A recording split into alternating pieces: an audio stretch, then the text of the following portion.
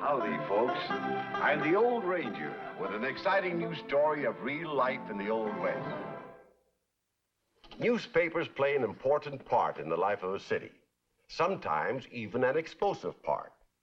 Our story concerns a feud between two Carson City, Nevada papers back in the year 1896, complicated by the fact that one of the rival editors was a lady of the press.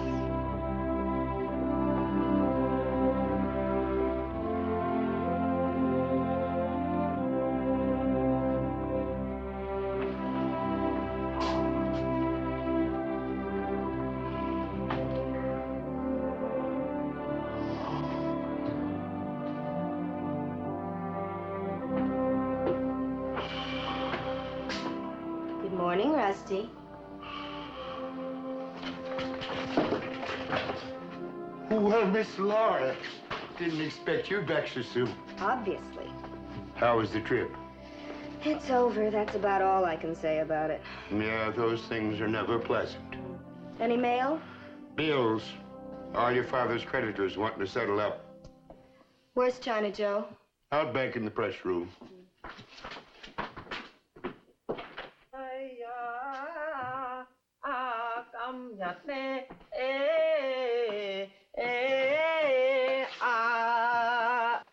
Oh, howdy, Miss Laura. Happy to see you back. What are you doing? Oh, need money. No press paper? Press shirts. Well, you can put that stuff away. We're going to start using this room for what it was intended. Who you getting for editor? Nobody? No. I mean me. Well, excuse me for saying it, Miss Laura, but you don't know anything about running a paper. I studied writing in school. You haven't spent more than a month in Carson City in the past 2 years. That'll give me a fresh outlook. With elections coming on, politics is going to be the main topic. Then we won't lack for material. A woman writing a social column, yes, but politics, no. That reminds me. I hear the opposition paper changed hands. The Tribune, yeah, bought up by Colonel Emmett. Orion Emmett? Orneer than ever. He's running for Senate. What's his platform? Free silver, naturally. Then we're for gold. Oh, Miss Laura, that'd be suicide. Emmett's brought in the smartest editor in Nevada to write his stuff. Mike Ward. He'll drown you in printer's ink. Well, I'm counting on you to help me. You've been on the news since it started. You know the ropes. I'm not worried. New shirt. I'm afraid that's just what our new editor is going to do.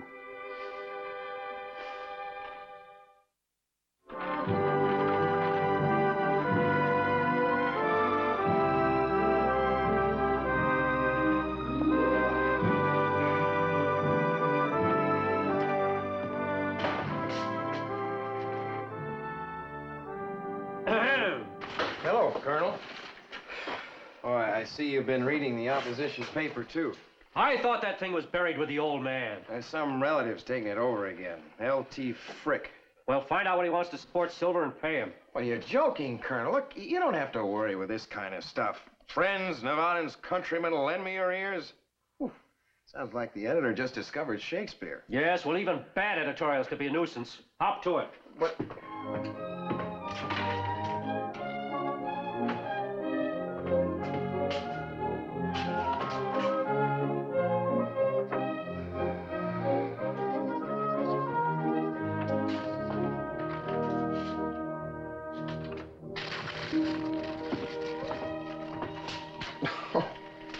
Oh, excuse me. That's all right. Is the editor in? What can I do for you? You're the editor? Is there a law against it? Well, no. No, I'm glad there isn't. If you wish some advertising, our rates... No, thanks. You see, I'm Mike Ward of the Carson Tribune. Oh. And, as a fellow journalist, Miss Frick, it is Miss, I hope. I came over here to offer you a deal. See, Nevada is a silver state. Most of the people around here eat, sleep, work, talk, and believe in silver. The Tribune believes in it also. Matter of fact, Colonel Emmett, the owner, is campaigning on the silver platform. I'm aware of all that. Well, it would be worth your while if the news supported it also. Mr. Ward, are you trying to buy me off? Oh, Miss Frick, please, please. The Colonel's interest in the news is strictly philanthropic. Prosperous business means prosperous town. The news, Mr. Ward, will prosper without any philanthropic assistance from either Colonel Emmett or you. All right, all right. Let's leave it this way.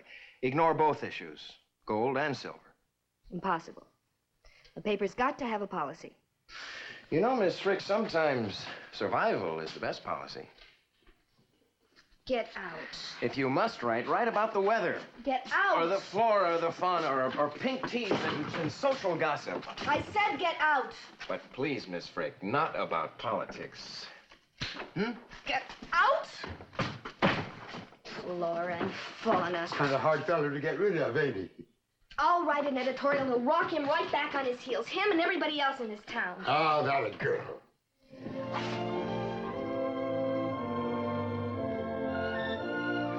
What's the matter? He's right. I can't write for sour apples. Everything comes out sounding like a high school composition. Well, why don't you just hire an editor for a while until you kind of get the feel of things? It's all I can do to pay your wages and Joe's. His hat. That's his hat. Take it to him, Rusty. Just like that. Don't straighten it out. Yes, ma'am.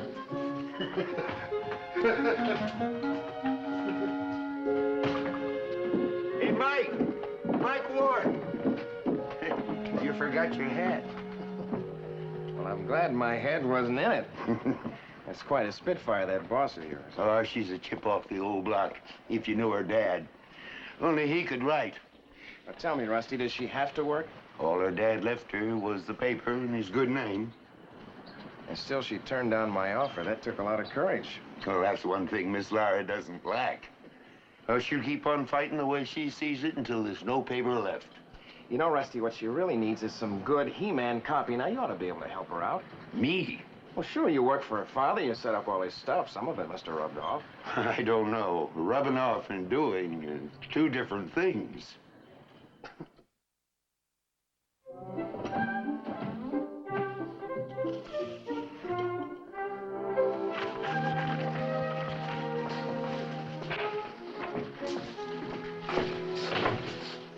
Where did this come from? What? The lead article here. I didn't write this caption. Mine was the President Acts. This says political football. Well, And it's an entirely different editorial. Nothing I said at all. You don't like it? Stop the press, Joe. Okay, press stop. Well, certainly doesn't pull any punches. It's the sort of stuff Dad would have written. Then you aren't sore? Sore. Bless you, you old pirate. I feel like kiss you too, old pirate. You just keep that press going.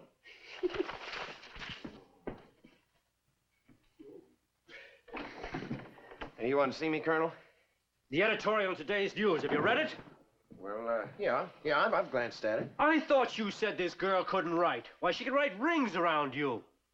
Oh, well, I'd hardly say that, Colonel. No, but I would. This stuff's got punch. That crack about family silver. That's hitting us right where we live. Well, maybe it made her mad trying to buy her off. Went against her principles. Principles, my foot. A man owes nothing to anybody in the world but himself. All he has to do is follow the dictates of his conscience. Just remember that. Thanks, Colonel. I will remember that. See that you do. Now go ahead and write a rebuttal for tomorrow's issue and see that you make it better than this. All I'm paying you. Look, Colonel, anytime you're not satisfied with my work, you can have my resignation. Oh, no, you don't. You're under contract. Now go on, get busy.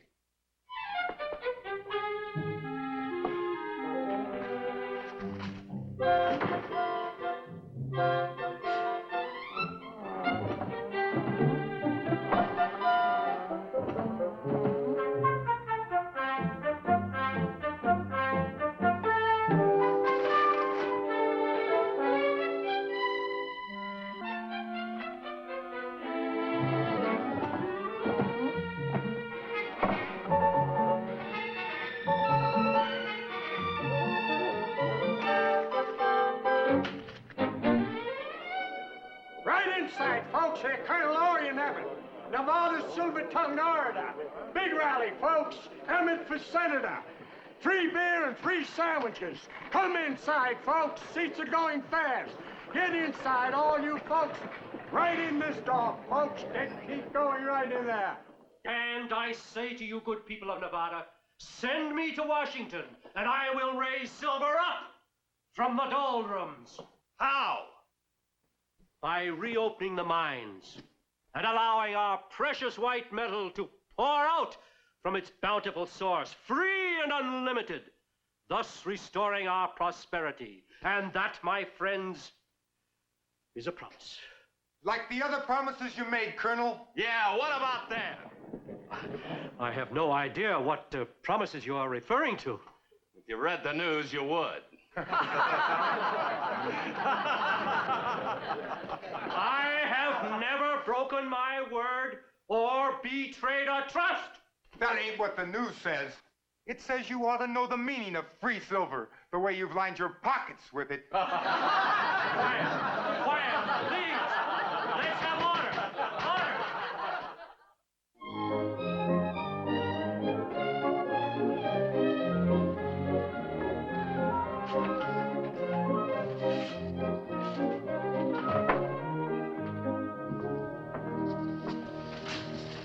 Good morning. Well, if it isn't my distinguished rival. I can't wait to read the Tribune's account of the rally last night. Was the Colonel pleased? Well, if he were, I wouldn't be here to offer you 10,000 cash for the news. 10,000. He is getting scared. Scared? Well, confidentially, with the election so close, the Colonel's panicky. By the way, how did you manage to dig up all that stuff you printed about him? Oh, all you have to do is look at his record. Well, it's certainly a side I hadn't looked at before. Well, now that you've seen it, why do you continue working for him? Well, I've learned a lot from the Colonel about principles and things. Besides, I'm under contract. Now, I have here a bill of sale all drawn up for $10,000. Maybe you don't have any principles, but I have, and they're not for sale.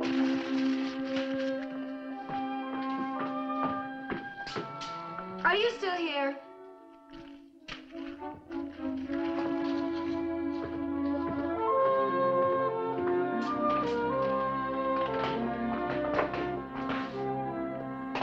Rusty, I want you to write me an article for the front page of tomorrow's issue about Colonel Emmett trying to muzzle the press. Muzzle it? Yes. He tried to buy us out. Doesn't want any paper in this town but his own mouthpiece. Come on. I want you to tell our readers so. And no punches pulled. Uh-huh. I get you. Well, come on, Rusty, write it. Well, I'm trying to think of the right words to express myself. Well, use the words you always do. Well, this seems like one of those times I've run dry. I need some fresh air. I need the copy. Don't worry, you'll get it in plenty of time, I guarantee.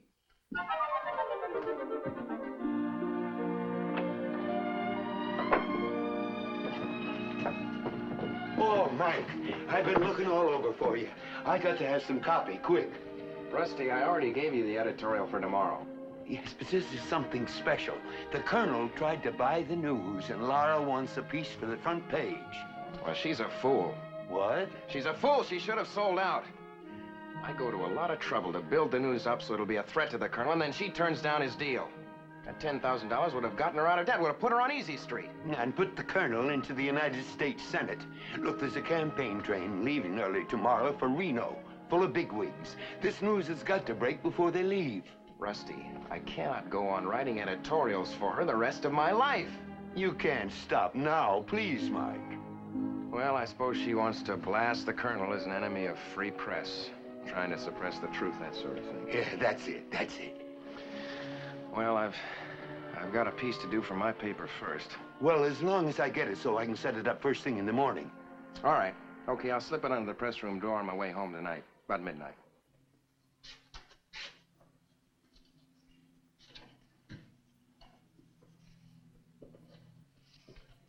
Well, Smokey Hogue. Thought you were still in jail. I got out. With a saw? You don't need no saw if you got influence. I want to see the Colonel. Colonel's busy.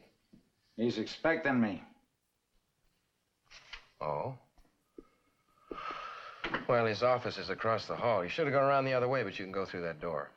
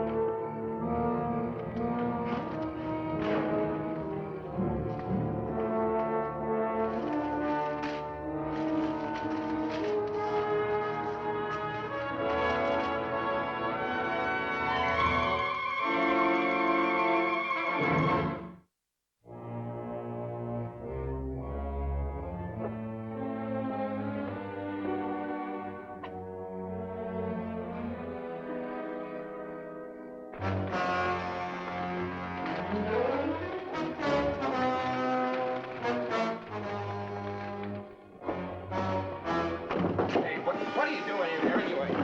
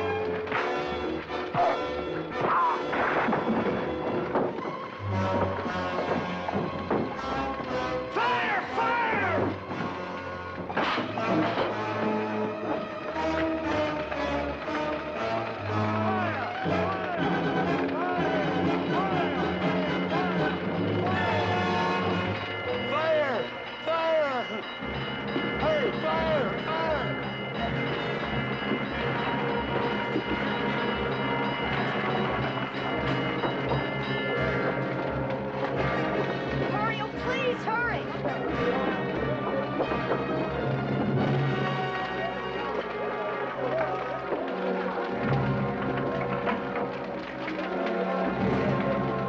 What were you doing in there?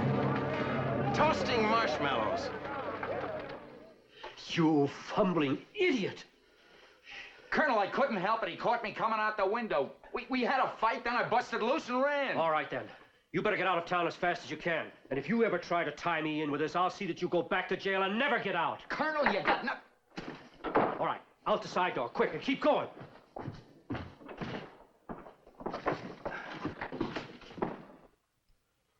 Staying kind of late, aren't you, Colonel? Yes, I had some things to take care of. I heard the fire bell a few minutes ago. Where was the fire? Right where you had that firebug started. Where I what? Now, look, don't play innocent with me. I caught Smoky Hogue right in the act. That still doesn't prove I had anything to do with it. Now, apparently he forgot to tell you. I saw him come in here early this evening. Oh? You did? Oh, that's pretty rough stuff, Colonel, burning out your opposition. All right, then. When I fight to win. Regardless of method, huh? She had her chance to sell. Are you hypocritical old ghost?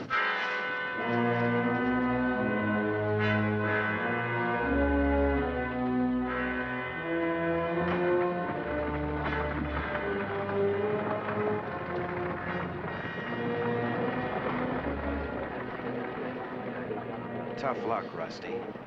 Well, Mike, at least you won't have to worry about writing any more editorials for the news. Hey, wait a minute. The press room's made of brick, isn't it? Sure? You know, it just might still be all right. Why don't we go have a look? Yeah. I stay here. Much cooler.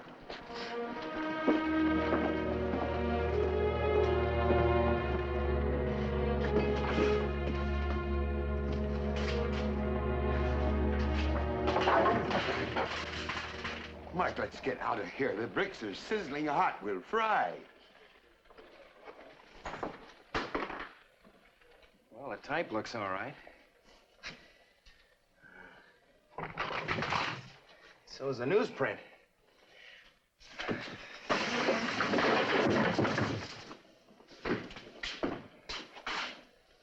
press looks all right, too. It's hot, but it looks like it'll work. I'm sorry, Miss Laura. Thanks, Joe. Where's Rusty? He in press room with Mike. Mike?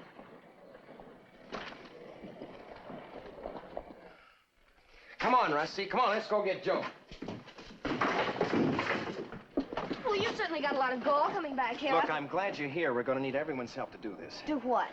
We'll get out the morning paper, air the scandal before the campaign special gets rolling. Now, I'm going to need some wet blankets, about 6, and some rags and gloves. And Joe, you and Rusty, see if you can get me some wash tubs full of water and bring them up here in a hurry. Wait. What shenanigan are you talking about? Getting out the news after you just about burned it down. I'm afraid you've got me confused with Smokey Hogue. The sheriff's already looking for him. I saw you coming out of the building. Miss Frick, a good reporter never goes by appearances. Now, get me those blankets. And some paper and pencil so I can write the copy. We're perfectly capable of writing our own copy, thank you. Oh, no, Miss Laura, we aren't. What? Well, you see, all the time you thought it was me, but it was... You mean you've been writing the copy that he's been writing? Well, I'm afraid so. That's very funny. Funny? Well, it's absolute... I've never been... Rusty, how could you do... How many blankets? 6. 6. All right, boys, get going.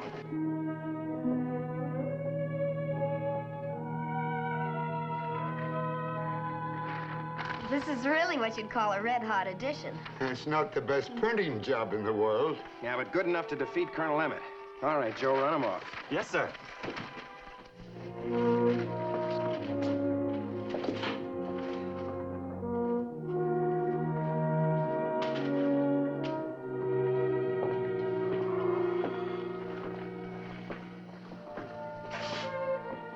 Mike, why did you write those editorials?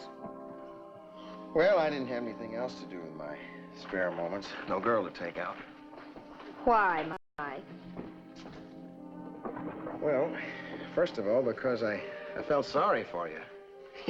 You know, you are a terrible writer. And then because I discovered the Colonel really needed exposing. And finally... Finally?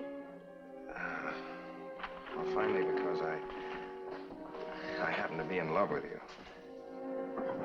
Look me in the eyes and say that. Well, I love you, Laura. Is this a proposal? Well, I'll get the ring tomorrow morning. A gold ring. Is there anything else? There certainly is.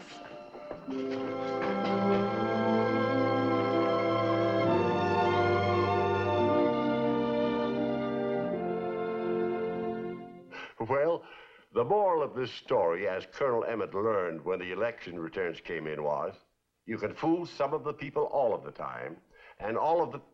Well, you know the rest. Oh, yes, there's another moral to this story. Always read both sides of the news.